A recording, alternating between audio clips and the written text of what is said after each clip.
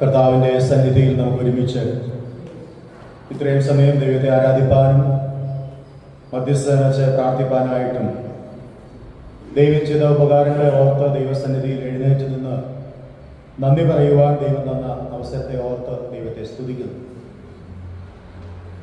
നാം ഓരോരുത്തരും ഈ ലോകത്തിൽ ജീവിച്ചിരിക്കുമ്പോൾ ദൈവവചനത്തോടുള്ള നമ്മുടെ സമീപനമാണ് നമ്മെ മുൻപോട്ട് നയിക്കുന്നത്.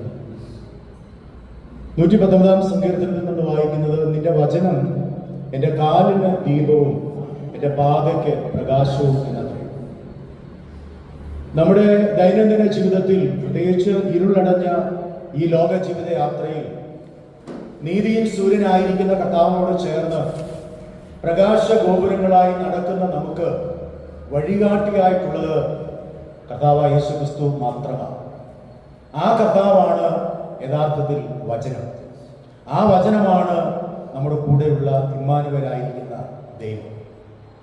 യോഹന്നാൻ അപ്പോസ്തലൻ അങ്ങനെയാണല്ലോ തന്റെ സുവിശേഷം ആരംഭിക്കുന്നത്. ആദിയിൽ വചനമുണ്ടായിരുന്നു, വചനം ദൈവത്തോടു കൂടെയായിരുന്നു, വചനം ദൈവമായിരുന്നു. അപ്പോൾ ആ കർത്താവായ യേശുക്രിസ്തു മാറ്റമില്ലാത്തവനായി ലോകാവസാനത്തോളം എല്ലാ നാളും കൂടെ ഇരിക്കാമെന്ന് വാക്ക് പറഞ്ഞ കർത്താവിന്റെ സാന്നിധ്യം ദൈവം നമുക്ക് നൽകിയതോർത്ത് ദൈവത്തെ സ്തുതിക്കുന്നു. പ്രത്യേകിച്ച് ഇന്ന് കടന്നു വന്ന നിങ്ങൾ എല്ലാവരെയും ഓർത്ത് ഞാൻ ദൈവത്തെ സ്തുതിക്കുന്നു. എല്ലാവരോടും വ്യക്തിപരമായിട്ടുള്ളതായ നന്ദി ഈ സമയത്ത് അറിയിക്കുകയും ചെയ്യുന്നു. ഇവിടെ കടന്നു വന്നിരിക്കുന്ന ഏവരും ഒന്നല്ലെങ്കിൽ മറ്റൊരു തരത്തിൽ വ്യത്യസ്തമായ ജീവിത അനുഭവങ്ങളിലൂടെ കടന്നു പോകുന്നവരാണ്. എന്നാൽ നമുക്ക് ഒരു കാര്യം ഇങ്ങനെ ഓർക്കുവാനായിട്ട് ഉറപ്പിക്കുവാൻ സാധിക്കും, നമ്മെ എല്ലാവരെയും ഉള്ളതുപോലെ അറിയുന്ന ഒരു ദൈവമാണ് നമ്മോട് കൂടെയുള്ളത്. നമ്മുടെ ആവശ്യങ്ങൾ വ്യത്യസ്തമായിരിക്കും, നമ്മുടെ ഭാരങ്ങൾ വ്യത്യസ്തമായിരിക്കും, നമ്മുടെ പ്രയാസങ്ങൾ വ്യത്യസ്തമായിരിക്കും. എന്നാൽ അതിനെല്ലാം മധ്യത്തിലും മതിയായ ഒരുവൻ, ഒരേ ഒരുവൻ നമ്മുടെ മധ്യത്തിലുണ്ട്. അത് കർത്താവായ യേശുക്രിസ്തു. നമ്മുടെ ദൈനംദിന ജീവിതത്തിൽ ഈ യഹോവ നല്ലവനാകുന്നു എന്ന് എപ്പോഴും രുചിച്ചറിയുവാനായിട്ട് നമുക്ക് സാധിക്കണം. നമ്മളൊന്ന് ചിന്തിച്ചു നോക്കിയേ, നമ്മുടെ ജീവിതത്തിൽ എത്രത്തോളമാണ് നമ്മൾ ഈ ദൈവത്തോട് ചേർന്ന് നടക്കുന്നത്. നമ്മൾ ഇന്ന് ആധാരവാക്യമായി തിരഞ്ഞെടുത്തിരിക്കുന്ന വിഷയം ഞാൻ പറഞ്ഞു, എഫദ. കേട്ടിട്ടുണ്ടാവുമല്ലോ വാക്ക്. മർക്കോസിന്റെ സുവിശേഷം 7-ാം അധ്യായം 31 മുതൽ 37 വരെയുള്ളതായ വാക്യങ്ങളാണ് ഇന്നത്തെ ധ്യാനത്തിനായിട്ട് തിരഞ്ഞെടുത്തിരിക്കുന്നത്. നമ്മൾ ഈ വാക്യം അല്ലെങ്കിൽ ഈ സംഭവം വായിക്കുന്നത് മർക്കോസിന്റെ സുവിശേഷത്തിലാണ്. മർക്കോസിന്റെ സുവിശേഷത്തിൽ രേഖപ്പെടുത്തിയിരിക്കുന്ന ഒരു പ്രത്യേക സംഭവമാണ് ഈ പ്രത്യേകമായിട്ടുള്ള വിഷയം. ഈ വിഷയത്തിൽ നമ്മൾ ഓർക്കേണ്ടതായിട്ടുള്ള കാര്യം എന്ന് പറയുന്നത്, ഇവിടെ കർത്താവായ യേശുക്രിസ്തു ചെയ്യുന്നതായിട്ടുള്ള ഒരു അത്ഭുത പ്രവൃത്തിയെ കുറിച്ചാണ് നമ്മൾ വായിക്കുന്നത്. ഈ 31 മുതൽ 7-ാം അധ്യായം 31 മുതൽ 37 വരെയുള്ളതായ വാക്യങ്ങളിൽ പറയുന്ന ആ സംഭവത്തിന് ഒരു തലക്കെട്ട് ഞാൻ ഇങ്ങനെ കൊടുക്കുകയാണ്, എഫദ, അല്ലെങ്കിൽ തുറന്ന് വരിക, ബി ഓപ്പൺ. ഇവിടെ നമുക്ക് മനസ്സിലാക്കുവാൻ സാധിക്കുന്നത്, ഒരു വാക്യം നമ്മൾ ഇതിനകത്ത് ശ്രദ്ധിച്ച് വായിച്ചാൽ 37-ാമത്തെ വാക്യം ഇങ്ങനെ പറയുന്നു, അവൻ സകലവും നന്നായി ചെയ്തു. He has done all things well. ഇന്ന് ഏത് മനുഷ്യന്റെയും ഹൃദയത്തിൽ ഉള്ളിൻ്റെ ഉള്ളിലൊരു ആഗ്രഹം എന്താണ്? എല്ലാം നന്നായി തീരണം, എല്ലാം നന്നായി ചെയ്യണം, എല്ലാം നന്നായി ഭവിക്കണം. എന്നിവിടെ പറയുകയാണ്, അവൻ എല്ലാം നന്നായി ചെയ്യും. അപ്പോൾ യേശുക്രിസ്തു ചെയ്യുന്ന എല്ലാ കാര്യങ്ങളും നന്നായി തന്നെ പര്യവസാനിക്കും. കാരണം എന്താണെന്ന് ചോദിച്ചാൽ, ദൈവം നല്ലവനായിരിക്കുന്നത് കൊണ്ട് അവന്റെ പ്രവൃത്തികളെല്ലാം തന്നെ നല്ലതാണ്. ഇവിടെ വായിക്കുന്നുണ്ട്, ദൈവം നമ്മെ ദോഷങ്ങളാൽ പരീക്ഷിക്കുന്നില്ല. അപ്പൊ നമ്മൾ ചിന്തിക്കുന്ന മനസ്സിലേക്ക് ചിന്ത പെട്ടെന്ന് വരും. ഉൽപ്പത്തി പുസ്തകം 22-ാം അധ്യായം അതിന്റെ 1-ാമത്തെ വാക്യത്തിൽ ഇങ്ങനെ പറയുന്നു, യഹോവയായ ദൈവം അബ്രഹാമിനെ പരീക്ഷിച്ചത് എങ്ങനെ എന്നാണ് മലയാളത്തിൽ കൊടുത്തേക്കുന്നത്. പക്ഷെ ഇംഗ്ലീഷ് ഒന്ന് വായിച്ചു നോക്കിയേ, അവിടെ പറയുന്നത് ഗോഡ് ടെസ്റ്റഡ് എബ്രഹാം എന്നാണ്. അപ്പോൾ ദൈവം അബ്രഹാമിനെ പരീക്ഷിച്ചില്ല, പിന്നെ പരിശോധിച്ചു. അപ്പൊ നമുക്കറിയാം, ഈ കുഞ്ഞുങ്ങൾ പഠിച്ചു കഴിഞ്ഞ് ഒരു ടേം കഴിയുമ്പോൾ അവർക്കൊരു എക്സാം ഉണ്ട്. അതിന് പരീക്ഷ എന്നാ പറയുന്നതെങ്കിലും ഒരു പരിശോധനയാണ്, അല്ലേ? എന്ന് വെച്ചാൽ അവരെന്താണ് പഠിച്ചത് എങ്ങനെ എഴുതുവാൻ കഴിയുന്നു എന്ന് വ്യക്തമായി ഓർപ്പിക്കുന്നതാണ് വിഷയം. ഇവിടെ നമുക്ക് കാണാൻ സാധിക്കുന്നത്, പരീക്ഷ എന്ന് പറയുമ്പോൾ ദൈവം നമ്മെ പരീക്ഷിക്കുകയല്ല, പിന്നെയോ ദൈവം നമ്മെ പരിശോധിക്കുകയാണ്. ഞാൻ ആരാധനയിൽ ഓർമ്മപ്പെടുത്തിയതുപോലെ, അല്ലെങ്കിൽ സങ്കീർത്തനത്തിൽ ഓർമ്മപ്പെടുത്തിയതുപോലെ, ഇയ്യോബിനെ ദൈവം പരീക്ഷിച്ചതാണോ പരിശോധിച്ചതാണോ? നമുക്കറിയാം, ദൈവം ഇയ്യോബിനെ ആയിരുന്നാലും, അബ്രഹാമിനെ ആയിരുന്നാലും, ജോസഫിനെ ആയിരുന്നാലും, കഴിഞ്ഞകാല പിതാക്കന്മാരെ ആയിരുന്നാലും എല്ലാവരെയും ദൈവം പരിശോധിച്ചു. നമുക്കറിയാം, കർത്താവായ യേശുക്രിസ്തു തന്റെ ശുശ്രൂഷ ആരംഭിക്കുവാനായിട്ട് 40 രാവും 40 പകലും ഉപവസിച്ച് തീർന്ന ശേഷം ആത്മാവ് മരുഭൂമിയിലേക്ക് കൊണ്ടുപോയി പിശാചിനാൽ താൻ പരീക്ഷിക്കുന്നു. നമുക്കറിയാം, അവിടെ കാണാൻ സാധിക്കുന്നത് പിശാചാണ് പരീക്ഷ കൊണ്ടുവരുന്നത്, ദൈവം കൊണ്ടുവരുന്നത് എന്താണ്? പരിശോധന. ആ വ്യത്യാസം ഒന്ന് പറയുവാനാണ് ഞാൻ ശ്രമിച്ചത്. ഇവിടെ പറയുന്നത്, അവൻ സകലവും നന്നായി ചെയ്തു. ഇവിടെ ഇരിക്കുന്ന എല്ലാവർക്കും ഒരുപോലെ പറയുവാൻ കഴിയും, ഇന്നയോളം ഇന്ന് വരെയും ദൈവം ചെയ്ത പ്രവൃത്തികൾ നല്ലതല്ലായിരുന്നുവോ? ചില കാര്യങ്ങൾ നമുക്ക് ദോഷമായി തീർന്നെങ്കിലും റോമാലേഖനം 8-ാം അധ്യായം 28-ാം വാക്യം വായിക്കുന്നത് പോലെ, എന്നാൽ ദൈവത്തെ സ്നേഹിക്കുന്നവർക്ക്, നിർണയപ്രകാരം വിളിക്കപ്പെട്ടവർക്ക് തന്നെ സകലവും നന്മയ്ക്കായി കൂടി വ്യാപരിപ്പിക്കുന്നു എന്നാണ്. അപ്പോൾ ഒരു വിശ്വാസിയുടെ ജീവിതത്തിൽ, ദൈവത്താൽ വിളിച്ചു വേർതിരിക്കപ്പെട്ട ഒരു ദൈവത്തിന്റെ ജീവിതത്തിൽ വന്നു ഭവിക്കുന്നത് എല്ലാം നന്മയ്ക്കായി കൂടി വ്യാപരിപ്പിക്കുന്നതാണ്. ചില നഷ്ടങ്ങൾ, ചില കഷ്ടങ്ങൾ, ചില വീഴ്ചകൾ, താഴ്ചകൾ, ശോധനകൾ വരുമ്പോൾ ഇതിലെന്ത് നന്മയെന്ന് നാം ചോദിച്ചാൽ ഓർത്തുകൊള്ളണം, അതിനകത്തൊരു നന്മ ഉണ്ട്. നമുക്ക് ഇങ്ങനെ പറയുവാൻ സാധിക്കും, ചില കഷ്ടതയുടെ പരിശോധന പൊതിഞ്ഞ് കെട്ടിവെച്ചിരിക്കുന്നത് കൃപയുടെ ഒരു റാപ്പറിലാണ്, അല്ലേ?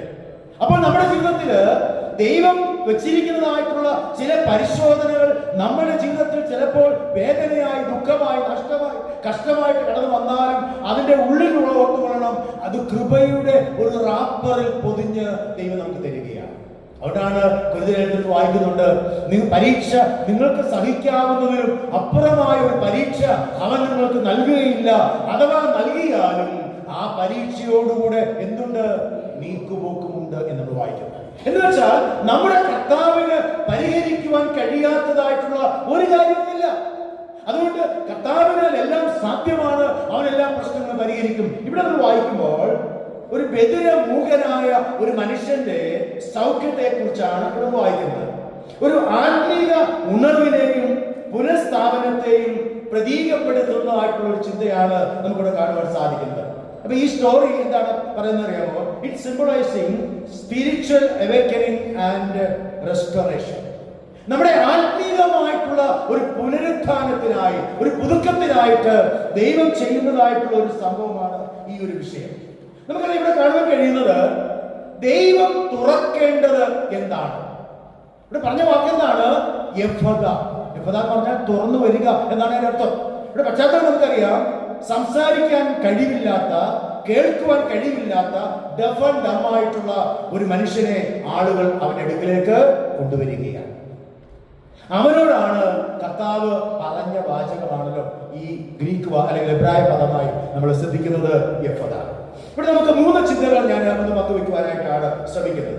ഒന്ന്, ഇവിടെ വായിക്കുന്നത് 31 മുതൽ 32 വരെയുള്ളതായ വാക്യം. ആർക്കെങ്കിലും ഒരാൾക്ക് ആ ഭാഗം ഒന്ന് വായിക്കാം. 31, 32 മുഴുവനായിട്ട് വായിച്ചാൽ 37 വരെ ഒരാൾ വായിച്ചാൽ.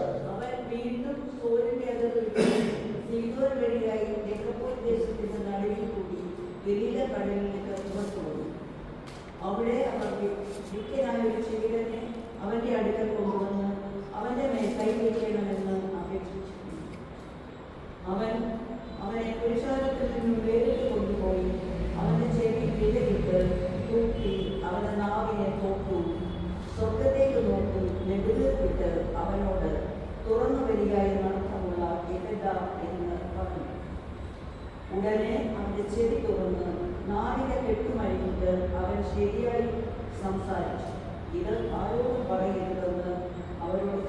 എങ്കിലും അവൻ എത്ര കൽപ്പിക്കുമോ അത്രയും അവർ പ്രസിദ്ധമാണ്. അവൻ സകലവും നന്നായി ചെയ്തു. ചെവിടരെ കേൾക്കുമാറാക്കുന്നു, ഊമരെ സംസാരിക്കുമാറാക്കുന്നു എന്ന് പറഞ്ഞ് അത്യന്തം വിസ്മയിച്ചു. ഇവിടെ നമ്മൾ വായിച്ചതായിട്ടുള്ള ഈ സംഭവം 3 മേഖലകളിലേക്ക് നമ്മുടെ ശ്രദ്ധ കൊണ്ടുപോകുവാനായിട്ടാണ് ഞാൻ ശ്രദ്ധിക്കുന്നത്. ഒന്നാമതായിട്ട് ഇവിടെ കാണുവാൻ സാധിക്കുന്നത് 31, 32 വാക്യങ്ങൾ പഠിക്കുമ്പോൾ നിരാശാജനകമായ ഒരവസ്ഥയെ കുറിച്ച് നമ്മൾ കാണും. The desperate condition of the man. ഒരു നിരാശാജനകമായിട്ടുള്ള ഒരു അവസ്ഥ ആർക്കുണ്ടായിരിക്കുകയാണ്? ഈ മൂകനും ബധിരനുമായ ഒരു മനുഷ്യൻ. ഈ മനുഷ്യനെ സംബന്ധിച്ച് അവന് സംസാരിക്കാൻ പറ്റുന്നില്ല, ആരും പറയുന്നതോട്ട് കേൾക്കാനും പറ്റുകയില്ല. എത്രമാത്രം പ്രയാസം അനുഭവിക്കുന്നു നമ്മൾ ചിന്തിക്കണം. നമുക്ക് അങ്ങനെയുള്ള ചിലരൊക്കെ നമ്മുടെ കൂട്ടത്തിൽ, ഇവിടെ പരിചയത്തിലൊക്കെ ഉണ്ട്, നമുക്കറിയാം. നമ്മൾ പറയാം അവർ അനുഭവിക്കുന്നതായിട്ടുള്ള പ്രതിസന്ധി. പക്ഷെ അവരെ സംബന്ധിച്ച് അവർ പലപ്പോഴും നല്ല ഉയർന്ന താലന്തുകളുള്ളവരായിരിക്കാം. ഇവിടെ പറയുന്നത് ഒരു നിരാശാജനകമായ ഒരവസ്ഥയിലൂടെയാണ് ഈ മനുഷ്യൻ പോകുന്നത്. അതുകൊണ്ടാണല്ലോ ചില ആളുകൾ അവനെ അവിടേക്ക് കൊണ്ടുവന്നത്. ഇവിടെ മനസ്സിലാക്കുമ്പോൾ സീദോൻ ദെക്കപ്പലി നാട്ടിലാണ് ഈ ഭാഗം ഈ നടക്കുന്നത്. അതിനൊരു വാക്ക് ഞാൻ ഇങ്ങനെ പറഞ്ഞുകൊണ്ട് പോകാം. ഒരു പുറജാതിക്കാരുടെ ഇടയിൽ നടക്കുന്ന ഒരു പ്രവൃത്തിയായിരുന്നു. കർത്താവ് യേശുക്രിസ്തു സീദോൻ, അതിന് മുമ്പുള്ള വാക്യങ്ങൾ പഠിച്ചാൽ അറിയാം, ഒരു വിശ്വാസിയായി വന്നതായിട്ടുള്ള ഒരു സ്ത്രീയോട് കർത്താവ് സംസാരിക്കുന്നു. നമ്മളതിനെ പുറജാതിക്കാരി സ്ത്രീ എന്നാ പറയുന്നത്. അവളുടെ വിശ്വാസം കണ്ടിട്ട് യേശുക്രിസ്തു പറയുകയാണ്, ഈ ഇസ്രായേൽ മക്കളിൽ കൂടെ ഇത്ര വലിയ വിശ്വാസം ഞാൻ കണ്ടിട്ടില്ല എന്ന് പറയത്തക്ക വിശ്വാസം അവളുണ്ടായിരുന്നു. കാരണം അവളെ ഉപേക്ഷിച്ച് വിടുവാൻ, അവളെ തടഞ്ഞു വിടുവാനായിട്ട് കർത്താവും ശിഷ്യന്മാരും ശ്രമിച്ചിട്ടും അവൾ പറഞ്ഞു, ഇല്ല കർത്താവേ, ഞാനത് വാങ്ങിക്കൊണ്ടേ പോവുകയുള്ളൂ. അല്ലേ? വിശ്വാസത്തിന്റെ ആഴത്തിൽ അവൾ അനുഗ്രഹം പ്രാപിച്ചുകൊണ്ട് പോയതെന്ന് വായിക്കുന്നു. ഒരു പുറജാതി സ്ത്രീയോട് ദൈവം കാണിച്ചതായിട്ടുള്ള കൂട്ടായ്മയാണ്, കരുതലാണ് നമുക്ക് കാണാൻ സാധിക്കുന്നത്. അതിനർത്ഥം എന്താണെന്ന് ചോദിച്ചാൽ, കർത്താവ് യേശുക്രിസ്തു ഈ ലോകത്തിലേക്ക് വന്നത് യഹൂദന്മാർക്ക് വേണ്ടി മാത്രമല്ല, പിന്നെ പുറജാതികൾക്ക് വേണ്ടിയും കൂടെയാണ്. നമ്മൾ മനസ്സിലാക്കുകയും നമ്മളൊക്കെ ഇന്നിവിടെ ആയിരിക്കുന്നത് ആ ഒരു വലിയ സ്നേഹത്തിന്റെ പ്രദർശനമാണ്. ദൈവം ഈ യഹൂദന്മാരെ മാത്രമാണ് രക്ഷിക്കാൻ വന്നത് എങ്കിൽ ഞാൻ നിങ്ങളിവിടെ കാണത്തില്ല. എന്നാൽ എന്നെ ചിന്തിപ്പിക്കുന്ന, ഏറ്റവും സന്തോഷിപ്പിക്കുന്ന ഒരു വാക്യം കൂടെ ആണല്ലോ. എന്നറിയാമോ? യോഹന്നാൻ 1-ാം അധ്യായത്തിൽ മുമ്പേ പറഞ്ഞ വാക്യത്തിന്റെ തുടർച്ചയായിട്ട് വായിക്കുന്നുണ്ട്. അവൻ സ്വന്തത്തിലേക്ക് വന്നു, സ്വന്തമായവർ അവനെ കൈക്കൊണ്ടില്ല. ചിന്തിച്ചേ, യേശുക്രിസ്തു ചെന്നത് യഹൂദന്മാരുടെ ഇടയിലേക്കാണ്. പക്ഷെ യഹൂദന്മാർ അവനെ വേണ്ടതുപോലെ സ്വീകരിച്ചില്ല. എന്നാൽ അടുത്ത വാക്യത്തിൽ പറയുന്നു, കൈക്കൊള്ളാത്തവരാണ് അവരെങ്കിലും അവനെ കൈക്കൊണ്ട് അവന്റെ നാമത്തിൽ വിശ്വസിക്കുന്ന ഏവർക്കും ദൈവമക്കളാകുവാൻ അവൻ അധികാരം കൊടുത്തു. നമ്മൾ ഓർക്കുക, യഹൂദന്മാരുടെ നടുവിലേക്ക് ചെന്ന് അവർക്ക് രക്ഷയൊരുക്കുവാൻ വന്ന യേശു കർത്താവ് ഇവിടെ ഇതാ യേശുവിനെ സ്വീകരിക്കുന്നവരെ ഒരു വലിയ പദവിയിലേക്ക്, ഒരു ബയോളജിക്കൽ പദവിയിലേക്ക് ഉയർത്തുകയാണ്. എന്താണ്? പിതാവ് മക്കൾ വ്യത്യാസം. ഞാനെപ്പോഴും പറയും, കർത്താവിന് കൊച്ചുമക്കളില്ല. കേട്ടോ, ഉണ്ടോ?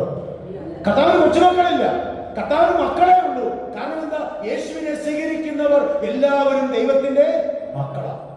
കാൺമീൻ, നാം ദൈവമക്കൾ എന്ന് വിളിക്കപ്പെടുവാൻ പിതാവ് എത്ര വലിയ സ്നേഹം. അങ്ങനെയെങ്കിൽ നമുക്കിവിടെ കാണുവാൻ സാധിക്കുന്നത്, ഈ കർത്താവ് യേശുക്രിസ്തുവിന്റെ ശുശ്രൂഷ പുറജാതികൾക്കും ആവശ്യമാണ്. ഇന്നലെയും ഇന്നും നാളെയും എപ്പിസ്കോപ്പൽ സഭകളെ സംബന്ധിച്ച്, പ്രത്യേകിച്ച് ഓർത്തഡോക്സ്, യാക്കോബായ, കത്തോലിക്ക സഭകളെ സംബന്ധിച്ച് 3 നോമ്പിന്റെ എന്താ പറയുക നാളുകളാണ്. എന്താ ഈ 3 നോമ്പ്? യോന പ്രവാചകന്റെ ശുശ്രൂഷയുമായി ബന്ധപ്പെട്ട് ഓർക്കുന്ന, യോന പ്രവാചകൻ മത്സ്യത്തിന്റെ വയറ്റിൽ 3 രാവും 3 പകലും കിടന്ന സംഭവത്തെ ഓർക്കുന്ന വിഷയമാണ്. ഞാൻ പറയാൻ കാരണം എന്താണെന്ന് ചോദിച്ചാൽ, ഇവിടെ യേശുക്രിസ്തുവിന്റെ ശുശ്രൂഷ യഹൂദന്മാരുടെ ഇടയിൽ മാത്രമല്ല, പുറജാതികളുടെ ഇടയിലും ആവശ്യമാണ്. യേശു അവിടേക്കാണ് ചെല്ലുന്നത്, അവിടെയാണ് ഒരുത്തരെ സൗഖ്യമാക്കുന്നത്. യോന പ്രവാചകനെ ദൈവം വിളിച്ചു വേർതിരിക്കുമ്പോൾ പറയുന്ന ഒരു കാര്യം എന്താണെന്ന് അറിയാമോ? നീ നിന്റെ നാട് വിട്ടേച്ച്, നിന്റെ യഹൂദന്മാരുടെ കൂട്ടം വിട്ടേച്ച് പുറജാതികളായിരിക്കുന്ന നിനവേക്കാരുടെ അടുക്കിലേക്ക് ചെന്ന് അവരോട് സുവിശേഷം പറയണം. അവൻ പോയോ? അവൻ പോയില്ല. പുറജാതികളുടെ അടുക്കിലേക്ക് പോകുവാൻ പറഞ്ഞപ്പോൾ അവൻ പോയില്ല. അനുസരണക്കേട് കാണിച്ചിട്ട് അവൻ തർശീസിലേക്കുള്ള കപ്പലിൽ യാത്ര ചെയ്യുകയാണ്. ദൈവം ആഗ്രഹിച്ചതൊന്ന്, ദൈവം വിളിച്ചു വേർതിരിച്ചത് ഒരു പ്രത്യേക ഉദ്ദേശത്തിന്. പക്ഷേ അവൻ അതിനോട് താതാത്മ്യം പ്രാപിക്കാതെ അവന്റെ ഇഷ്ടത്തിന് തർശീശിലേക്കുള്ള കപ്പലിൽ നിന്ന് ഓപ്പോസിറ്റ് ഡയറക്ഷനിൽ അവൻ യാത്ര ചെയ്യുകയാണ്. ദൈവം വിടുമോ? ദൈവം എന്ത് ചെയ്തു? ആ കപ്പലിനെ ഇളക്കി മറിച്ചു, കപ്പലിൽ പ്രതിസന്ധി ഉണ്ടാക്കി. ഈ ദൈവദാസൻ കിടന്നത് എവിടെയാ? സാമാന്യങ്ങളുടെ ഇടയിൽ ഏറ്റവും അടിത്തട്ടിൽ കിടന്നുറങ്ങുകയാണ്. അവിടെ ചെന്ന് അവനെ എഴുന്നേൽപ്പിച്ചുകൊണ്ട് വന്നു, ചീട്ട് യോനയ്ക്ക് വീണു. യോനയെ എടുത്ത് കടലിലേക്ക് എറിഞ്ഞു കളയുകയാണ്. അവിടേക്ക് എറിഞ്ഞു കളഞ്ഞപ്പോൾ അവനെ വിഴുങ്ങുവാൻ, അവനെ സ്വീകരിപ്പാൻ ദൈവം ഒരു മത്സ്യത്തെ കൽപ്പിച്ചാക്കി. യൂസഫിന്റെ സൂം മീറ്റിംഗിൽ പങ്കെടുക്കുന്നവർക്ക് വ്യക്തമായിട്ട് അറിയാം. നമ്മൾ ചില നാളുകൾക്ക് മുമ്പ് യോന പ്രവാചകന്റെ പുസ്തകം, എന്നുവെച്ചാൽ യോനയുടെ പുസ്തകമാണ് പഠിച്ചത്. അപ്പോൾ ഞാൻ ഈ കാര്യങ്ങളെല്ലാം വിശദമായിട്ട് അത് പറഞ്ഞതാണ്. അപ്പോൾ ഞാൻ അതിലേക്കൊന്ന് പോകുന്നില്ല. ഞാൻ ഈ സംഭവം പറയാൻ ആഗ്രഹിച്ചത്, യഹൂദന്മാർക്ക് മാത്രമല്ല നിനവേക്കാർക്കും രക്ഷ ആവശ്യമാണ് എന്ന് ദൈവം തിരിച്ചറിഞ്ഞപ്പോൾ, താൻ വിളിച്ചു വേർതിരിച്ച തന്റെ ദാസനെ വിട്ടപ്പോൾ അവൻ അനുസരണം കെട്ട് മറുതലിച്ചു പോകുന്ന കാഴ്ച നമ്മൾ കാണുകയാണ്. എന്നാ നമുക്കറിയാം, ദൈവം അവനെ 3 രാവും 3 പകലും മത്സ്യത്തിന് വയറ്റിലൂടെ കൊണ്ടുപോയി എവിടേക്ക് കൊണ്ടെത്തിച്ചു. അവൻ എവിടെ പോകരുതെന്ന് ആഗ്രഹിച്ചുവോ ആ സ്ഥലത്ത് കൊണ്ട് അവനെ ഛർദ്ദിച്ചിട്ടു എന്ന് വായിക്കുന്നു. ആ കരയിൽ, നിനവയുടെ കരയിലേക്ക് ദൈവം അവനെ മത്സ്യത്തിലൂടെ കൊണ്ടെത്തിക്കുകയാണ്. എന്നിട്ട് അവനെ കൊണ്ട് ശുശ്രൂഷ ചെയ്യുക മാത്രമല്ല, ആ ദേശത്തുണ്ടായിരുന്ന 1,00,000 ചില്ലുവാനം ആളുകൾ മാനസാന്തരപ്പെട്ട് അവരുടെ മേൽ ദൈവം വരുത്തുവാനിരുന്ന ആ ശിക്ഷയെ മാറ്റി എന്നുള്ളത് ഓർക്കുമ്പോൾ അനുതാപം ദൈവത്തിന്റെ അനുഗ്രഹങ്ങളെ പ്രാപിക്കുവാനുള്ള ഉപാധിയാണ്. അത് ഞാൻ പറയാൻ ശ്രമിച്ചത്, ഇവിടെ കർത്താവായ യേശുക്രിസ്തു ഈ പുറജാതിക്കാരനായിരിക്കുന്ന മനുഷ്യനും അനുഗ്രഹമായി തീരുകയാണ്. ദൈവം എന്നെയും നിങ്ങളെയും വിളിച്ചു വേർതിരിച്ചിരിക്കുന്നത് എന്താണെന്നറിയാമോ? ചിലരെങ്കിലും ദൈവത്തിന്റെ ഭാഗത്തേക്ക് കൊണ്ടുവരുവാനാണ്. ഞാൻ മനസ്സിലാക്കുന്നത്, നിങ്ങൾ വായിച്ചു നോക്കറിയാം, ഈ ബധിരനും മൂകനുമായ ഈ മനുഷ്യനെ ചിലർ ചേർന്നാണ് യേശുവിന്റെ അടുക്കൽ കൊണ്ടുവന്നത്. പക്ഷപാതക്കാരനായ ഒരു മനുഷ്യന് സൗഖ്യം കർത്താവ് കൊടുത്തു, ഇല്ലേ? അതിന് കാരണം ആരായിരുന്നു? അവനെ ചുമന്നുകൊണ്ടുവന്ന 4 പേരാണ്. ഒരു കട്ടിലിൽ അവനെ ചുമന്നുകൊണ്ടുവന്നതായിട്ടുള്ള 4 പേരുടെയും വീട്ടുകാരന്റെയും അവന്റെയും വിശ്വാസം കണ്ടിട്ട് പക്ഷപാതക്കാരനോട് നീ സൗഖ്യമായി പോക എന്ന് പറഞ്ഞപ്പോൾ അവൻ സൗഖ്യമായെങ്കിൽ ഇവിടെ ഇതാ നമുക്ക് കാണാൻ കഴിയുന്നത്, സൗഖ്യത്തെ ആഗ്രഹിക്കുന്ന, സൗഖ്യത്തെ ലഭ്യമാക്കുവാൻ കഴിയുന്ന കർത്താവിന്റെ കരങ്ങളിലേക്ക് ഏൽപ്പിച്ചു കൊടുക്കുവാൻ ചിലർ ചേർന്ന് അവനെ യേശുവിന്റെ അടുക്കൽ കൊണ്ടുവന്നു എന്നുള്ളതായിരുന്നു. പ്രിയമുള്ളവരെ, നമ്മളൊന്ന് ചിന്തിച്ചു നോക്കിയേ, യേശുവിൽ കൂടെ നിത്യമായുള്ള രക്ഷയുണ്ട്, നിത്യമായ സൗഖ്യമുണ്ട് എന്ന് അറിയാവുന്ന നമ്മുടെ ജീവിതത്തിൽ നാം എത്രയോ വർഷമായി യോനയെ പോലെ കിടക്കുന്ന കപ്പലിൽ കയറി യാത്ര ചെയ്ത് പോയില്ലെങ്കിലും നമ്മൾ അറിഞ്ഞോ അറിയാതെയോ എങ്ങോട്ടൊക്കെയോ പൊക്കോണ്ടിരിക്കുക, അല്ലേ? എങ്ങോട്ടൊക്കെയോ പൊക്കോണ്ടിരിക്കുക. ചിലതിന്റെയൊക്കെ പുറകെ കാര്യങ്ങളായിരിക്കുക. ചിലപ്പോൾ പാരമ്പര്യങ്ങളാകാം, ചിലപ്പോൾ മറ്റു കാര്യങ്ങളാകാം, അതിനൊക്കെ പിന്നിലൂടെ നമ്മൾ കടന്നു പോകുക. പക്ഷെ ഞാൻ പറയട്ടെ, വിശ്വാസത്തിന്റെ നായകനും പൂർത്തി വരുത്തുന്നതുമായ യേശുവിനെ നോക്കി നമ്മുടെ ഓട്ടം സ്ഥിരതയോടെ ഓടുവാൻ അവനെ വിളിച്ചിരിക്കുമ്പോൾ നമ്മെ അവൻ ഏൽപ്പിച്ചൊരു ദൗത്യമുണ്ടെന്ന് മറന്നു പോകരുത്. പ്രത്യേകിച്ച് 33 അധ്യായത്തിൽ വായിക്കുന്നുണ്ട്, ഞാൻ നിന്നെ ദേശത്തിന്റെ കാവൽക്കാരനാക്കി വെച്ചിരിക്കുകയാണ്. ഞാൻ നിന്നെ ദേശത്തിന്റെ കാവൽക്കാരനാക്കി വെച്ചിരിക്കുന്നത് എന്തിനറിയാമോ? നീ കാഹളമൂതണം.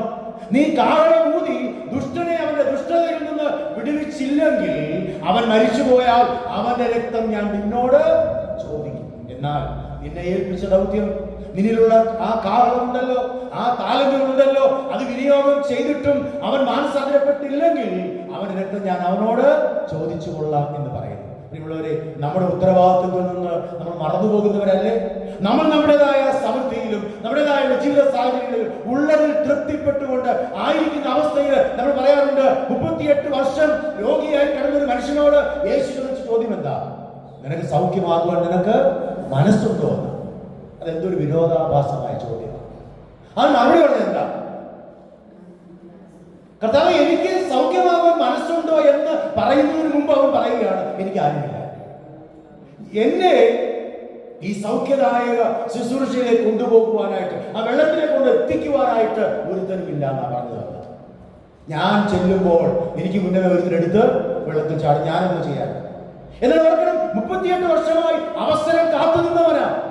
പക്ഷേ അവനോട് ചോദിച്ചു, കർത്താവ്, എന്നാൽ നിനക്ക് സൗഖ്യമാകാൻ മനസ്സുണ്ടോ? എനിക്ക് തോന്നുന്നത് 38 വർഷമായിട്ട് ഒരു കംഫർട്ട് സോണിൽ നിൽക്കുകയാണ്.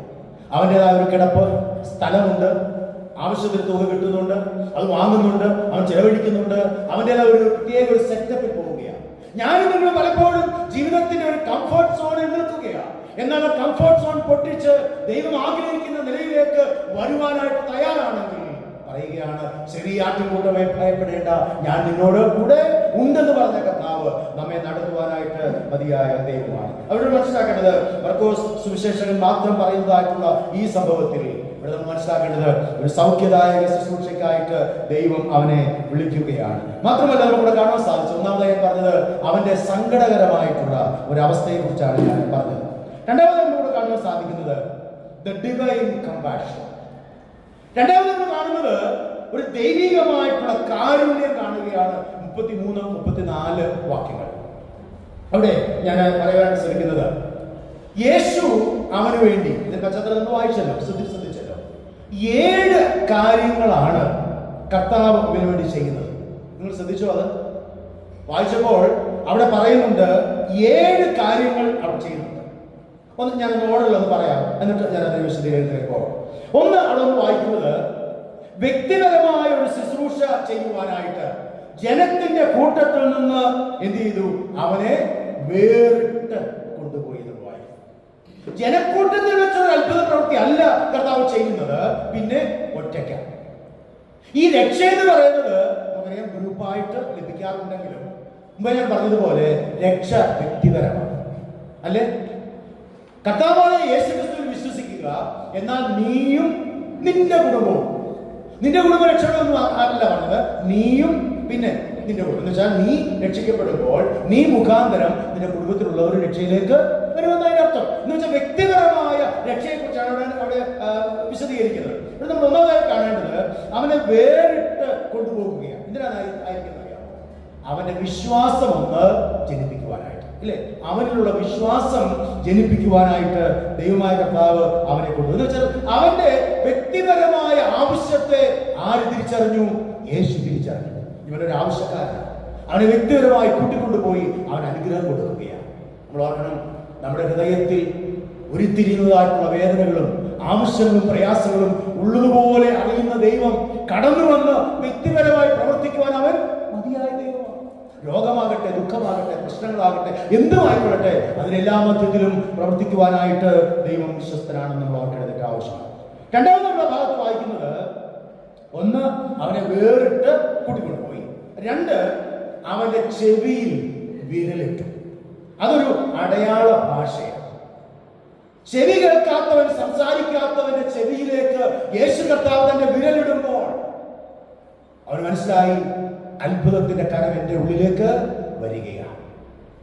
മൂന്നാമത്തെ ഭാഗത്ത് വായിക്കുന്നത്, അവന്റെ ചെവിയിൽ വിരലിട്ടതിന് ശേഷം എന്ന് വെച്ചറിയാമോ, അടയാള ഭാഷ ഉപയോഗിച്ച് അവനെ ബോധ്യപ്പെടുത്തുകയാണ്.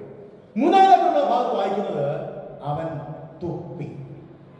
തുപ്പൽ നമുക്കറിയാം, കർത്താവ് മറ്റൊരു ഭാഗത്തും യോഹന്നാന്റെ സുവിശേഷം 9-ാം അധ്യായത്തിൽ പഠിക്കുമ്പോൾ അവൻ നിലത്ത് തുപ്പി ചേറുണ്ടാക്കി കണ്ണിൽ പൂശി അവനോട് ശിലോഹ കുളത്തിൽ പോയി കഴുകുവാൻ പറഞ്ഞത് നമുക്കറിയാം. ഒരു വൈദ്യശാസ്ത്രം പറയുന്നത് നമ്മുടെ ഉമിനീര് ഒരു വൈദ്യശാസ്ത്ര ഏജന്റായിട്ട് ഉപയോഗിക്കാം എന്നാണ് പറയുന്നത്. അത് നമുക്ക് കാണാൻ സാധിക്കുന്നത്. യേശു അവന്റെ മേൽ തുപ്പി എന്ന് വായിക്കും. എന്നിട്ട് 4-ാമത്തെ ഭാഗത്ത് വായിക്കുന്നത്, അതിന്റെ അടുത്ത ഭാഗത്ത്, അവന്റെ നാവിനെ തൊട്ടു. അവന്റെ നാവിനെ തൊട്ടു. ഇപ്പൊ ചെവിയിൽ വിരലിട്ടത് മാത്രമല്ല, തുപ്പി, അതിനുശേഷം അവന്റെ നാവിനെ തൊട്ടു. ഒരു സ്പർശനം. ഈ ദൈവിക ഇടപെടൽ എന്ന് പറയുന്നത് ദൈവത്തിന്റെ സ്പർശനം അനുഭവിക്കാൻ കഴിയുന്ന ഭാഗ്യാവസ്ഥയാണ്. ഞാൻ ചോദിക്കട്ടെ, ഇവിടെ ഇരിക്കുന്ന പലരുടെയും ജീവിതത്തിൽ ഇന്ന് കേട്ട സാക്ഷ്യം, പ്രിയപ്പെട്ട രാജാവായ സാക്ഷ്യങ്ങൾ ശ്രദ്ധിച്ചിട്ടുണ്ടോ? ദൈവത്തിന്റെ കരസ്പർശനമാണ്. വീഴ്ച വലിയതായിരുന്നെങ്കിലും ദൈവം കരങ്ങളിൽ വഹിച്ചു. ഇവിടെ നിന്ന് പലരുടെയും ജീവിതത്തിൽ ദൈവം കൊടുത്ത സൗഖ്യം, ചിലരുടെ ജീവിതത്തിൽ ദൈവം കൊടുത്ത അനുഗ്രഹം, അവരുടെ പ്രശ്നത്തിൽ കൊടുത്ത വിടുതല് ദൈവത്തിന്റെ സ്പർശനമാണ്. നമ്മൾ ചിരിച്ചു നോക്കിയേ, ദൈവിക സ്പർശനം അനുഭവിക്കാനായിട്ട് നമുക്കറിയാം 1000 വാക്കുകളേക്കാൾ ഏറ്റവും പ്രയോജനകരമാകാം ചിലപ്പോൾ ഒരു സ്പർശനം. യേശു അവനെ തൊട്ടു എന്ന് പറയുമ്പോൾ നമ്മൾ ചിന്തിക്കണമേ, രോഗികളെയും ബലഹീനരെയും തൊടുവാൻ അവകാശമില്ലാത്ത ലോകത്തിൽ ഞാൻ എപ്പോഴും ചിന്തിക്കും, കുഷ്ഠരോഗികളെ യേശു സൗഖ്യമാക്കിയപ്പോൾ പ്രത്യേകിച്ച് നമ്മൾ വായിക്കുന്നുണ്ട് കുഷ്ഠരോഗി അവൻ തൊട്ട് സൗഖ്യമാക്കിയെന്ന് പറയാൻ. നമുക്ക് കുഷ്ഠരോഗിയെ തൊട്ടാൽ ആ സ്പർശിക്കുന്ന ആളും ആരായി മാറും? അശുദ്ധനായി മാറും. പക്ഷെ ഓർക്കണം, കർത്താവായ യേശുവിനെ സംബന്ധിച്ച് അത് വിഷയമല്ല. പരിശുദ്ധനായ ദൈവം അശുദ്ധിയുള്ളവരെ തൊട്ടപ്പോൾ അവൻ ആരായി മാറുകയാണ്? വിശുദ്ധനായി മാറുകയാണ്. ഇതാണ് ദൈവത്തിന്റെ അത്ഭുത പ്രവൃത്തി. അതുകൊണ്ട് ഞാൻ പറയാൻ ശ്രമിക്കുന്നത്, കർത്താവിന്റെ ആ കരസ്പർശനം അനുഭവിപ്പാൻ കഴിഞ്ഞാൽ നിരാശയൊക്കെ മാറും കേട്ടോ. നമ്മൾ വെളിപ്പാട് ഇങ്ങനെ വായിക്കുന്നുണ്ട്, ദൈവം താൻ അവരുടെ കണ്ണിൽ നിന്ന് കണ്ണുനീരൊക്കെ തുടച്ചു കളയും. അപ്പൊ ദൈവം തന്റെ കരം കൊണ്ട് നമ്മെ തൊടുമ്പോൾ, നമ്മെ സ്പർശിക്കുമ്പോൾ നമ്മൾ അനുഭവിക്കുന്ന ദൈവകൃപ എത്ര വലുതാണ്. ഇവിടെ നമ്മൾ വായിക്കുന്നത് മനസ്സിലാക്കുന്നത് അവന്റെ നാവിനെ തൊടുന്നതായിട്ടുള്ള അനുഭവം. ഒന്ന് ചിന്തിച്ചു നോക്കി, ഇത്രയും കാര്യങ്ങൾ വേറിട്ട് കൊണ്ടുപോയി അവന്റെ ചെവിയിൽ വിരലിട്ടു, അവനെ തുപ്പി, അവന്റെ നാവിനെ തൊട്ടു. ഇതൊക്കെ ഫിസിക്കലായിട്ടുള്ള ചെയ്ത കാര്യങ്ങളാണ്. അഞ്ചാമത്തെ നമ്മുടെ ഭാഗത്ത് വായിക്കുന്നത് അവൻ സ്വർഗത്തേക്ക് നോക്കി. സ്വർഗത്തേക്ക് നോക്കി. അപ്പൊ ദൈവത്തെ നീ ഓർക്കണം എന്ന് അവനെ പഠിപ്പിക്കുകയാണ്. അവൻ കാണുന്നുണ്ട് ഈ കാഴ്ചകൾ, പക്ഷെ അവന് പുറത്തോട്ട് പറയുവാൻ കഴിയുന്നില്ല, അവന് കേൾക്കുവാൻ കഴിയുന്നില്ല. പക്ഷെ കാണുന്നുണ്ട്. യേശു കർത്താവ് എവിടേക്ക് നോക്കുന്നു? സ്വർഗത്തിലേക്ക് നോക്കുന്നത് അല്ലേ? അതിനർത്ഥം എന്താ? നീ ഓർത്തോണം ഒരു കാര്യം, സ്വർഗത്തിലെ ദൈവം ഇല്ലേ? ആ സ്വർഗത്തിലെ ദൈവത്തിലേക്ക് അവന്റെ ദൃഷ്ടിയെ പതിപ്പിക്കുകയാണ്. ഞാൻ ആരംഭത്തിൽ പറഞ്ഞല്ലോ, നമ്മുടെ ഹൃദയ ദൃഷ്ടി ഇന്ന് നമ്മുടെ മധ്യത്തിലായിരിക്കുന്ന കർത്താവിലേക്ക് നോക്കണം.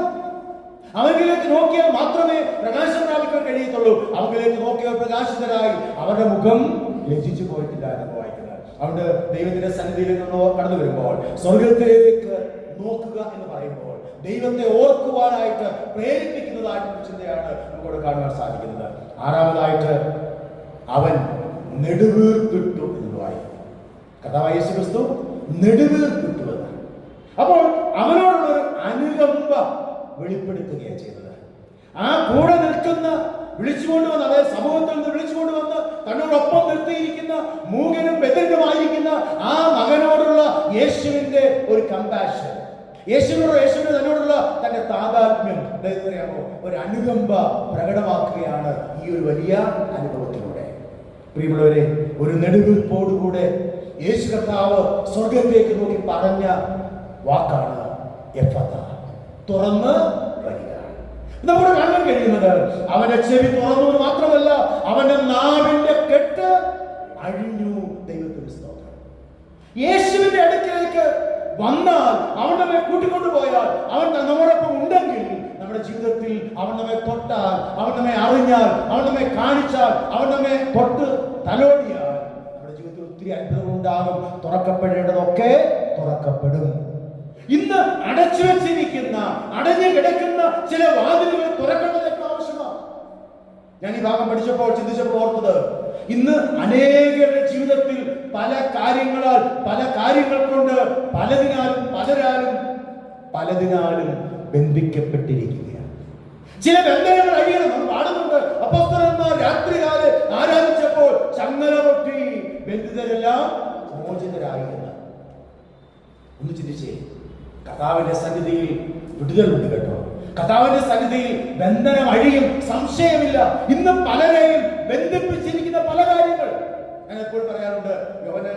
ലൂക്കോസ് 14-ാം അധ്യായത്തിൽ കർത്താവ് യേശു ക്രിസ്തു ഈ അത്താഴ സദ്യക്ക് വിളിച്ചതായിട്ടുള്ള ആളുകളുടെ തടസ്സങ്ങളെ കുറിച്ച് ഞാൻ സാധാരണ കൂട്ടായ്മയിൽ പറയാറുണ്ട്. നിങ്ങളോട് പറഞ്ഞിട്ട് കാര്യമില്ല. കാരണം എന്താ? ആ തടസ്സങ്ങളെ ഭേദിച്ച് വന്നവരാണ് നിങ്ങൾ എല്ലാവരും, അല്ലേ? അവിടെ നിങ്ങളെ ദൈവത്തെ സ്തുതിക്കുന്നു. എന്നാൽ വരാതിരിക്കുന്നവർ പറയാൻ സാധ്യതയുള്ള 3 എന്താ പറയുന്നത് ഒഴികഴിവുകളാണ് കർത്താവിനെ പഠിപ്പിച്ചത്. ഒന്നാമത്തെ, അതറിയാം, ആ ഒരു വിഷയത്തിൽ വെച്ച് അതിലേക്ക് പോകുന്നില്ല.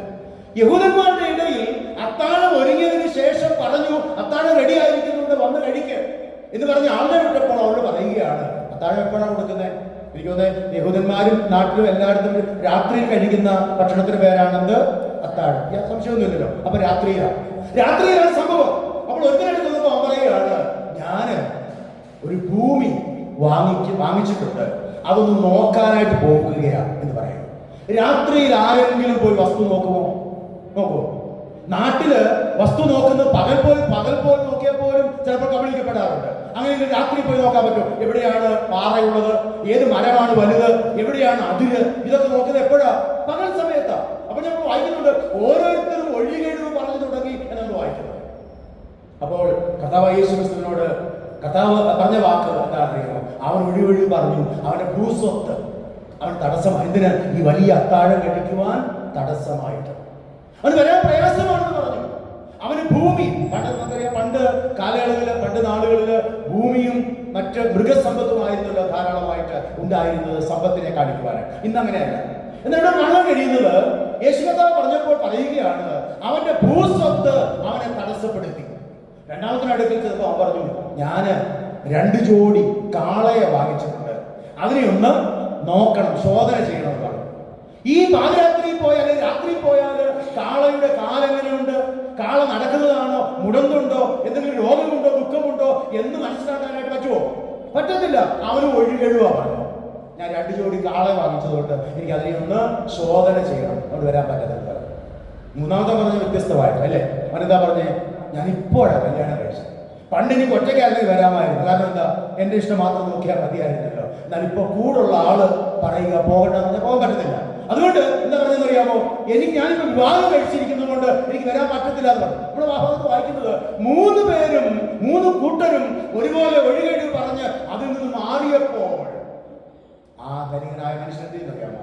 വേലക്കാരോട് പറഞ്ഞു, നീ വഴിത്തലക്കിലേക്ക് പോക, അവിടെ ഈ പറഞ്ഞതായിട്ടുള്ള യോഗ്യതയുള്ളവരൊന്നും അല്ല, അവിടെ കുത്തിയിരിക്കുന്നവർ ആരും യോഗ്യതയുള്ളവരല്ല, ഭിക്ഷക്കാർ, ഉടന്തർ, രോഗികൾ, ദുഃഖിതർ, അവരെല്ലാം വിളിച്ചോടുക, എന്റെ വീട് നിറയട്ടെ എന്ന് പറഞ്ഞു. അവന്റെ വീട് നിറച്ചു, വേണ്ടുവോളം ആഹാരം അവർ കഴിച്ചു. എന്നിട്ട് എന്നെ ചിന്തിപ്പിച്ച ചിന്തകളുണ്ട് കേട്ടോ.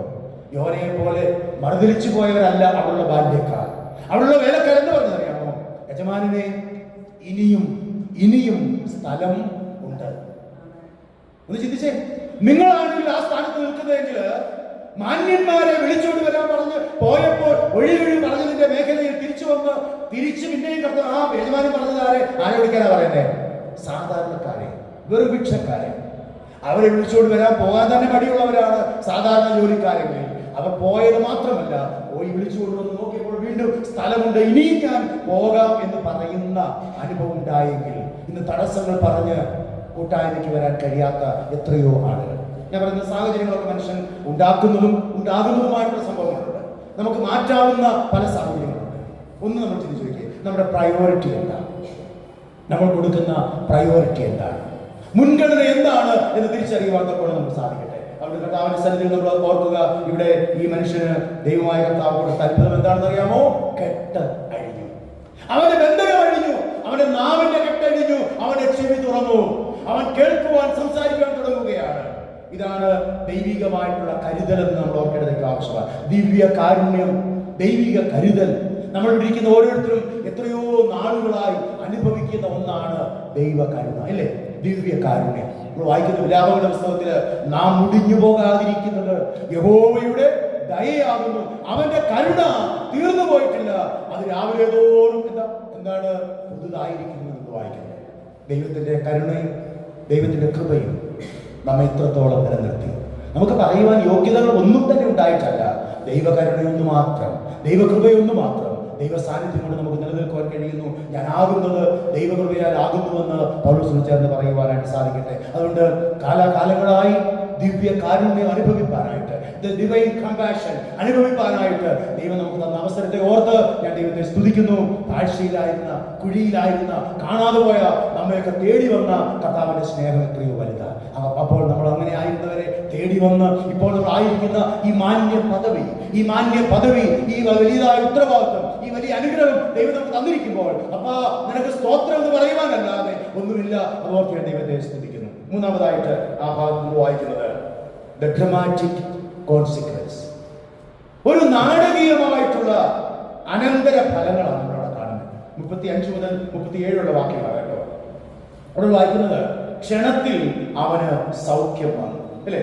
ക്ഷണത്തിൽ അവന് സൗഖ്യം വന്നു. ആ സൗഖ്യം വന്നത് എങ്ങനെയാ? പൂർണ്ണ സൗഖ്യമാണ്. അല്പം കേൾവി വന്നു എന്നല്ല, അല്പമായിട്ടൊക്കെ സംസാരിക്കുമെന്നുള്ളതല്ല, അവൻ പൂർണ്ണമായി അരമാറി സൗഖ്യം. അപ്പൊ നമുക്കറിയാം കർത്താവിന്റെ അനുഗ്രഹങ്ങൾ എന്ന് പറയുന്നത്, കർത്താവിന്റെ സൗഖ്യദായക ശുശ്രൂഷ എന്ന് പറയുന്നത് പൂർണ്ണമായിട്ട് കേട്ടോ. അതുകൊണ്ട് ഇവിടെ വായിക്കുന്നത് അവൻ ക്ഷണത്തിൽ സൗഖ്യം പ്രാപിച്ച് അവൻ ശരിയായിട്ട് സംസാരിച്ചു. ശരിയായിട്ട് ദൈവത്തെ സംസാരിച്ചപ്പോൾ അടുത്തൊരു ചോദ്യം, അടുത്തൊരു വാക്ക് എന്നെ വളരെ ചിന്തിപ്പിച്ചു കേട്ടോ. കർത്താവ് എന്താ പറഞ്ഞത് അറിയാമോ? നീ ഇതാരോടും പറയരുത്. ചേട്ടാ, നാമൊന്ന് തുറന്നു കിട്ടിയിരുന്നെങ്കിൽ എന്തെങ്കിലുമൊക്കെ പറയാമെന്ന് ആഗ്രഹിച്ച മനുഷ്യനായി മനുഷ്യൻ അവന് പറയുകയാണ്, നിന്റെ നാവ് ഞാൻ തുറന്നു ശരിയാ, പക്ഷെ ഇത് ആരോടും മിണ്ടിപ്പോകും. അപ്പൊ പിന്നെ എന്തിനാ തുറന്നു ഇല്ലേ? നല്ലത് നമ്മൾ ചിന്തിക്കുന്നു. പക്ഷെ ഇവിടുന്ന് മനസ്സിലാക്കേണ്ടത്, ദൈവത്തിന്റെ സന്നിധിയിൽ ഞാൻ ഈ വാക്ക് ഇങ്ങനെ ചിന്തിക്കാനായിട്ട്, to speak or not to speak, ഏതാ ആവശ്യം? സംസാരിക്കേണ്ടതാണോ സംസാരിക്കാതിരിക്കുന്നതാണോ നല്ലത്? നമുക്കറിയാം, ഒരു സങ്കീർത്തനത്തിൽ ഇങ്ങനെ വായിക്കുന്നുണ്ട്, മിണ്ടാതിരുന്നു ഞാൻ ദൈവമെന്ന് അറിഞ്ഞുകൊള്ളു. അത് കേട്ടിട്ട് ചിലർ കൂട്ടായ്മ പോയാൽ, പള്ളി ആരാധന പോയാൽ മിണ്ടത്തില്ല. അല്ലാത്ത സമയത്തൊക്കെ നാവും എന്തോ ബഹളമാണെന്നറിയാമോ? പക്ഷേ ഒന്ന് സംസാരിക്കാൻ, എന്നിട്ട് ദേവാലയത്തിൽ ചെന്ന് അല്ലെങ്കിൽ ദൈവസന്നിധിയിൽ ചെന്നൊന്ന് പാടാൻ പറഞ്ഞാൽ, പ്രാർത്ഥിക്കാൻ പറഞ്ഞാൽ വാപൂട്ടി എന്നിട്ട് പറയുന്നത് ബൈബിളിൽ ഒരു വാക്യമില്ലേ, എന്താ? മിണ്ടാതിരുന്ന് ഞാൻ ദൈവമെന്ന് അറിഞ്ഞു. ചില മലയാളത്തിൽ അവിടെ അങ്ങനെ എഴുതിയിരിക്കുന്നുള്ളൂ. ഇംഗ്ലീഷിൽ വായിച്ചു നോക്കിയേ, be still and you know I am the Lord എന്നാണ് പറഞ്ഞേക്കുന്നത്. നീ സ്വസ്ഥമായിരുന്ന്, നീ ശാന്തമായിരുന്നു കൊണ്ട് എന്ത് അനുഭവിക്കണം? ഞാൻ യഹോവ ദൈവമെന്ന് അറിയണം. എന്ന് വെച്ചാൽ പ്രതിസന്ധികളുടെ മധ്യത്തിൽ ശാന്തമായിരിക്കാൻ കഴിയുമോ? നമുക്കറിയാം, ശാന്തതയ്ക്കും ക്ഷമയ്ക്കും സ്വസ്ഥതയ്ക്കും മാതൃക നൽകുന്നത് വാഴ്ത്തപ്പെട്ട കർത്താവായ യേശുക്രിസ്തുവാണ്. എവിടെ? കാൽവരി ക്രൂശിൽ കിടക്കുമ്പോഴും മറുതലിച്ചൊന്നും പറയാതെ, പിതാവേ, ഇവർ ചെയ്യുന്നത് ഇന്നതെന്ന് അറിയായതുകൊണ്ട് ഇവരോട് ക്ഷമിക്കണമേ എന്ന് പറഞ്ഞു. കർത്താവ് സംസാരിക്കാൻ അറിയാഞ്ഞിട്ടല്ല. കർത്താവ് ഒരു വാക്ക് കൽപ്പിച്ചിരുന്നെങ്കിൽ, വായിക്കുന്നുണ്ട്, അവനെ പിടിക്കുവാൻ വന്നവർ പോലും നിങ്ങൾ ആരെ തിരയുന്നു എന്ന് ചോദിച്ചു. നമുക്കറിയാം, മോശയോട് ദൈവം പറഞ്ഞൊരു വാക്കുണ്ട്, ഞാനാകുന്നവൻ ഞാനാകുന്നു എന്ന് പറഞ്ഞ യേശു കർത്താവിന്റെ ശബ്ദം മോശ വിറച്ചു, മോശ ഭയന്നു. ആ സ്ഥാനത്ത് യേശു കർത്താവ് ചോദിച്ചു, നിങ്ങൾ ആരെ തിരയുന്നു എന്ന് ചോദിച്ചപ്പോൾ അവർ പറഞ്ഞു, നസ്രയനായ യേശുവിനെ. യേശുവിടെ പറഞ്ഞ മറുപടി എന്താ? ഞാനാകുന്നു. എന്താ പറഞ്ഞേ? ഞാനാകുന്നു. വായിക്കുന്നത് എന്താ? ഞാനാകുന്നു എന്ന് പറഞ്ഞപ്പോൾ അവന് മുൻപിലേക്ക് വന്ന പിടിക്കാൻ വന്ന ആളുകൾ അവിടെ നിശ്ചലമായി വീണു എന്നാണ് വായിക്കുന്നത്. കർത്താവ് ഒന്നും പറഞ്ഞിട്ടല്ല, ഞാനാകുന്നു എന്ന് പറഞ്ഞതേ ഉള്ളൂ. ഇന്നിപ്പോൾ വായിക്കുന്നത് കർത്താവ് ചോദ്യം ചോദിക്കുന്നുണ്ട്, ഞാൻ എന്റെ ദൈവത്തോട് ചോദിച്ചിരുന്നെങ്കിൽ എത്രയോ ആളുകളെ എനിക്ക് വേണ്ടി തന്ന് എനിക്ക് വേണ്ടി യുദ്ധം ചെയ്യുമായിരുന്നു. പക്ഷെ ഞാൻ അതല്ല ചെയ്യുന്നത്. ഞാൻ ക്ഷമയുടെ, അതായത് ശാന്തമായിരിക്കേണ്ട സാഹചര്യത്തിൽ ശാന്തമായിരിക്കേണ്ട അനുഭവമാണ് എനിക്കുള്ളതെന്ന് കർത്താവ് പഠിപ്പിച്ചെങ്കിൽ ഇവിടെ കാണാൻ കഴിയുന്നത്, കർത്താവ് പറയുകയാണ്, എന്താ? നീ മൗനമായിരിക്കണം, നീ ഇതാരോടും പറയരുത്. പക്ഷെ അവൻ എന്താ ചെയ്തത്? എത്രമാത്രം പറയരുതെന്ന് അവനോട് പറഞ്ഞോ അത്രമാത്രം അവർ എന്നൊരു വാക്കാണ് ശ്രദ്ധിക്കുന്നത് കേട്ടോ. എനിക്ക് തോന്നുന്നത് ഇവനെ കൊണ്ടുവന്നവർ ഉൾപ്പെടെ എല്ലാവരോടും എല്ലാവരും പറഞ്ഞെന്താ അറിയാമോ? യേശു ഇവനെ സൗഖ്യമാക്കി. അവനൊരു സൗഖ്യത്തിന്റെ സാക്ഷ്യമായി നിൽക്കുകയാണ്. അവൻ നിൽക്കുമ്പോൾ അവനെ കൊണ്ടുവന്നവരും കണ്ടവരും എല്ലാവരും ഒരുപോലെ അനേകരിൽ പറയുകയാണ്, അവൻ എന്നെ അല്ലെങ്കിൽ അവൻ ഇവനെ സൗഖ്യമാക്കി. ഞാൻ ചോദിക്കട്ടെ, ശമരിയക്കാരന്റെ സ്ത്രീയുടെ ജീവിതത്തിൽ യേശു കർത്താവിന്റെ അടുക്കിലേക്ക് അവൾ നട്ടുച്ച നേരത്ത് വെള്ളം മുഴുവൻ വന്നപ്പോൾ, ആരും കാണരുതെന്ന് ആഗ്രഹിച്ച് വെള്ളം മുഴുവൻ വന്നതായിട്ടുള്ള അവൾക്ക് യേശു കർത്താവ് സമാധാനം നൽകിയപ്പോൾ അവൾ കുടം അവിടെ വെച്ചേച്ച്, അവൾ പാത്രം അവിടെ വെച്ചേച്ച് ഇവിടെ പോയി പട്ടണത്തിൽ പോയിട്ട് എല്ലാവരുടെ മുന്നിൽ പറയുകയാണ്, എന്റെ ജീവിതത്തെ കുറിച്ച് എന്നോട് പറഞ്ഞ ഒരുവനെ നിങ്ങൾ വന്ന് കാണുവിൻ, അവൻ മശിഹ ആയിരിക്കുന്നു എന്ന് പറഞ്ഞു. പ്രിയമുള്ളവരെ, നമ്മുടെ ജീവിതത്തിൽ നമുക്ക് എത്രത്തോളം പറയാൻ കഴിയുന്നു? നമ്മളിങ്ങനെ വായിക്കുന്നുണ്ട് 30-ാം സങ്കീർത്തനത്തിന്റെ ഭാഗത്തില്, നീ എന്റെ വിലാപത്തെ എനിക്ക് നൃത്തമാക്കി തീർത്തു, എന്റെ രക്ഷയെ നീ തന്നിട്ട് നീ അഴിച്ച് എന്നെ സന്തോഷം ഉടുപ്പിച്ചിരിക്കുന്നു. നീ എന്റെ വിലാപത്തെ എനിക്ക് നൃത്തമാക്കി തീർത്തു. സന്ധ്യയിൽ കലശം വന്ന് രാപാർക്കും, ഉഷസ്സിലോ ആനന്ദഘോഷം വരും.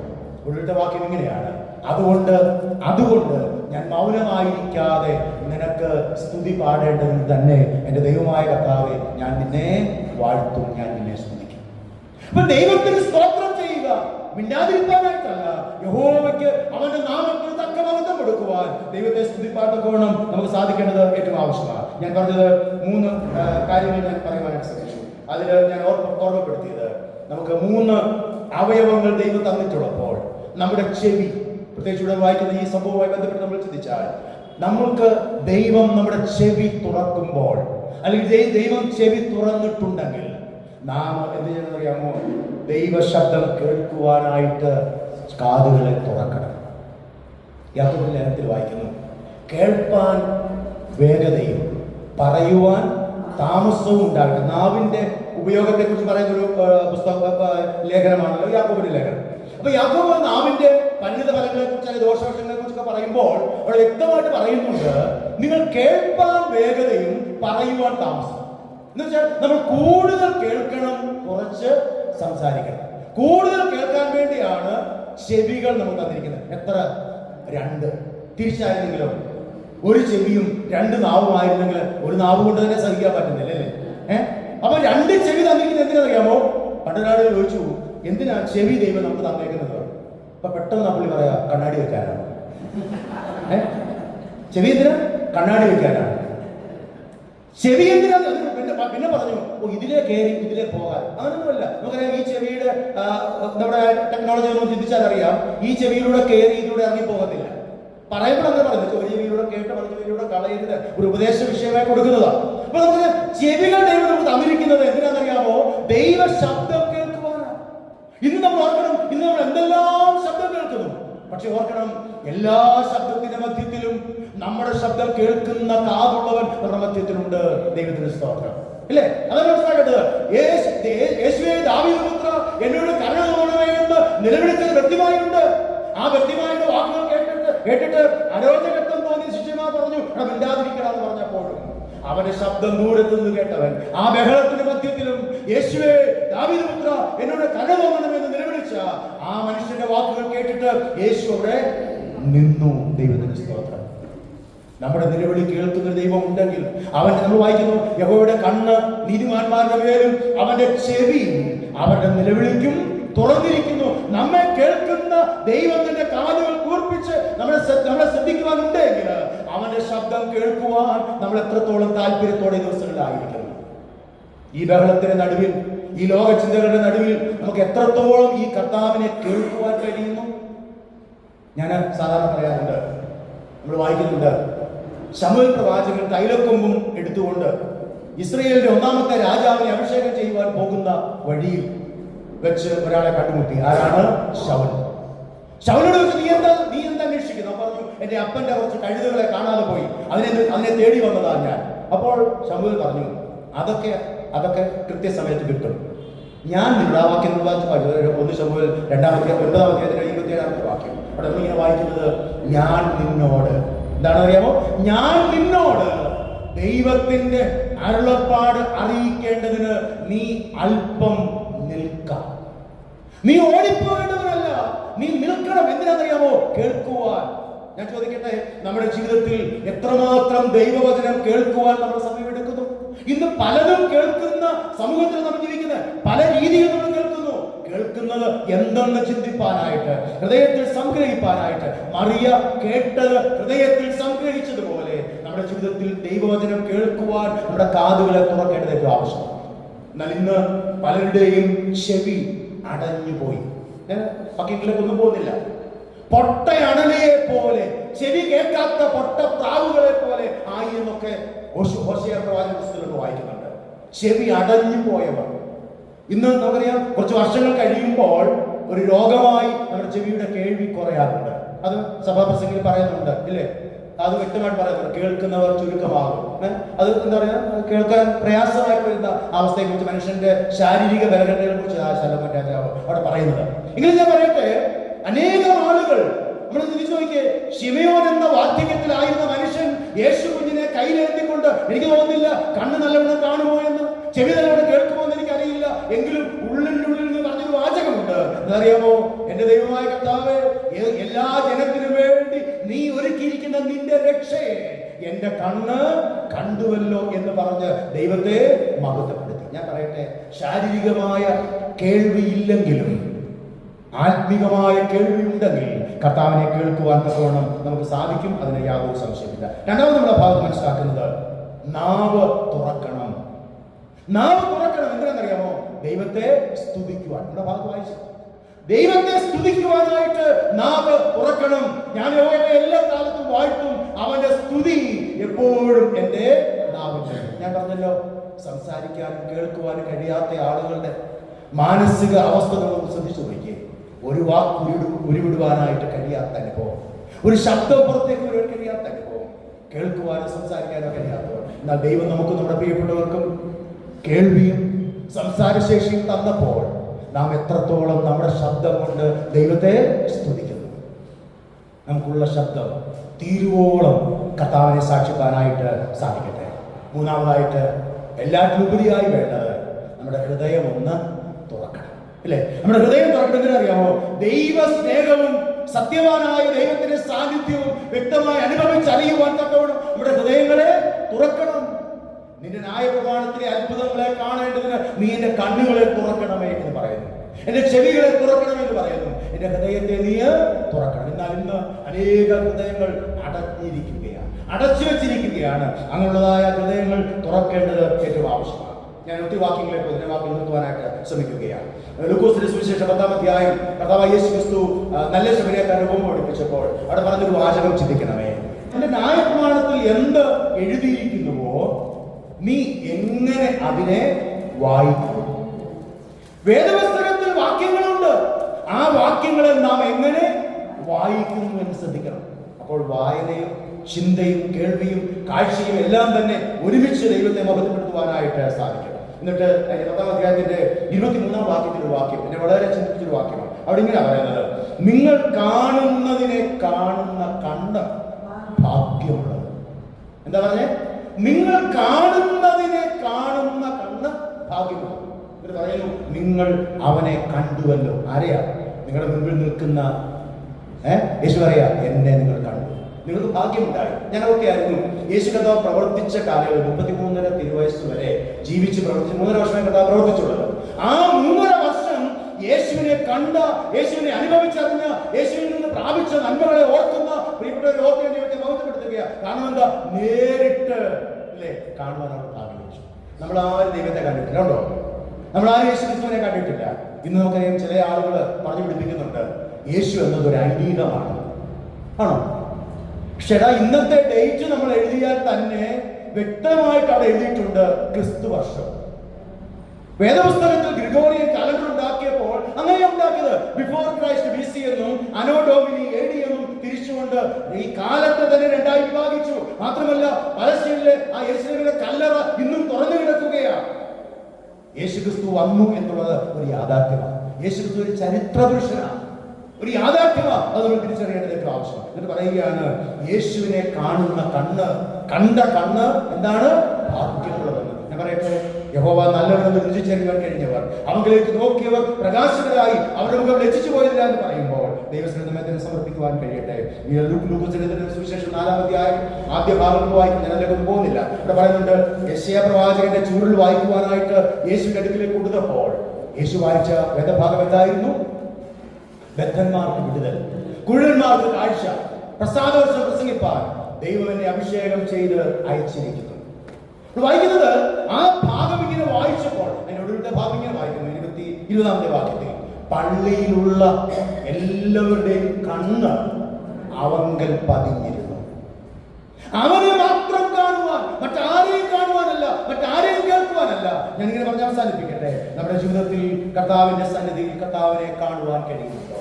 മരുഭൂമിമലയുടെ അനുഭവം ഉണ്ടാകാം. മരുഭൂമിമലയിലേക്ക് പോകുമ്പോൾ യേശു കർത്താവ് അവിടേക്ക് ചെന്ന മാത്രയിൽ അവിടെ ഇതാ 3 പേർ നിൽക്കുന്നത് കാണുകയാണ്. ആര്?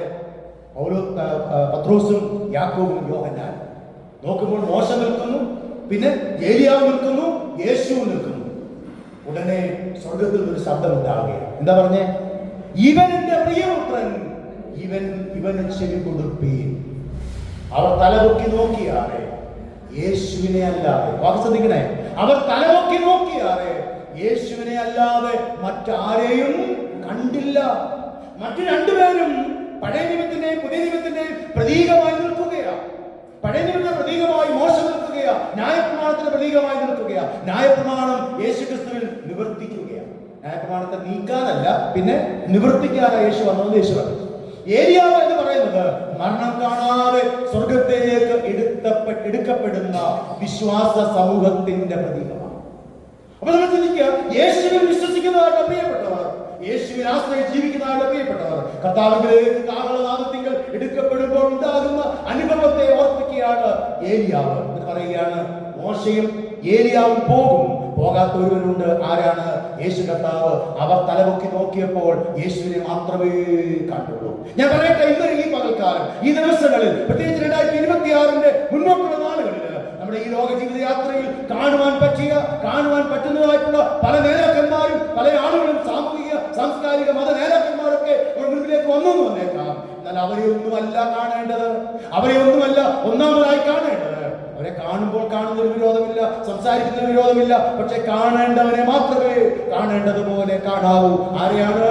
നമുക്ക് വേണ്ടി ജീവൻ തന്ന, നമ്മെ വീണ്ടെടുത്ത, സ്വന്തം രക്തത്താൽ വീണ്ടെടുത്ത ആ കർത്താവായ യേശുവിനെ മാത്രമേ നോക്കാവൂ. അതാണ് ദൈവം നമ്മെ കുറിച്ച് ആഗ്രഹിക്കുന്നത്. യോഹന്നാൻ 20:20 ഇങ്ങനെ വായിക്കുന്നു: കർത്താവിനെ കണ്ടിട്ട് ശിഷ്യന്മാർ അത്യന്തം സന്തോഷിച്ചു. ദൈവത്തിന്റെ സ്തോത്രം. കർത്താവിനെ കണ്ടിട്ട് ശിഷ്യന്മാർ അത്യന്തം സന്തോഷിച്ചു. കഴിഞ്ഞ ചില ദിവസങ്ങളായി കാണാതിരുന്ന യേശു കർത്താവ്, കല്ലറയിലേക്ക് പോയ യേശു കർത്താവ് ഇപ്പോൾ ഇതാ അടച്ചിട്ടിരിക്കുന്ന മുറിക്കുള്ളിലേക്ക് വന്ന് അവിടെ മധ്യത്തിൽ നിന്നുകൊണ്ട് ശാലോം, സമാധാനം എന്ന് പറഞ്ഞതായിട്ടുള്ള ആ യേശു കർത്താവിനെ കണ്ടിട്ട് ശിഷ്യന്മാർ സന്തോഷിച്ചു. പ്രിയമുള്ളവരെ, നമ്മുടെ ജീവിതത്തിൽ കർത്താവിൽ സന്തോഷിപ്പാൻ, കർത്താവിൽ ആനന്ദിപ്പാൻ ഈ ദിവസങ്ങളിൽ ചില കാര്യങ്ങൾ, ചില മേഖലകൾ തുറക്കപ്പെടേണ്ടത് ഏറ്റവും ആവശ്യമാണ്. അടഞ്ഞുകിടക്കുന്ന മേഖലകൾ, അടഞ്ഞുകിടക്കുന്ന ചില സാഹചര്യങ്ങൾ നമുക്ക് തുറക്കണം. തുറന്നെങ്കിൽ മാത്രമേ കർത്താവിനെ നമുക്ക് കാണുവാനായിട്ട് സാധിക്കൂ. അതുകൊണ്ട് കർത്താവെ, നിന്നെ കാണേണ്ടതുപോലെ കാണുവാൻ എന്റെ കണ്ണുകളെയും, നിന്നെ കേൾക്കേണ്ടതുപോലെ നിന്നിൽ നിന്ന് ദൈവശബ്ദം കേൾക്കുവാൻ തവണ എന്റെ ചെവികളെയും, നിന്നെ ഉള്ളതുപോലെ ഉൾക്കൊള്ളുവാൻ, നിന്നെ അനുഗമിപ്പാൻ, നിന്നെ പിൻഗമിപ്പാൻ കർത്താവെ ഒരു തുറന്ന ഹൃദയവും എനിക്ക് തരണമേ എന്ന് നമുക്ക് പ്രാർത്ഥിക്കുവാൻ സാധിക്കണം. ദൈവസന്നിധിയിൽ സമർപ്പിക്കാം.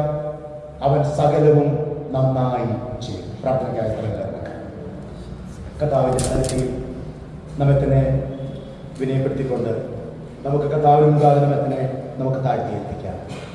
കേട്ട വചനത്തിന്റെ അടിസ്ഥാനത്തിൽ നമ്മുടെ ഹൃദയങ്ങളെ ദൈവസന്നിധിയിൽ ഏകാഗ്രമാക്കുമ്പോൾ കർത്താവെ, നിന്നെ ഒന്ന് കാണുവാൻ, നിന്നെ ഒന്ന് കേൾക്കുവാൻ, നിന്നെക്കുറിച്ച് പറയുവാൻ, ഹൃദയം നിറഞ്ഞു കവിയുന്നത് വായ സംസാരിക്കുക.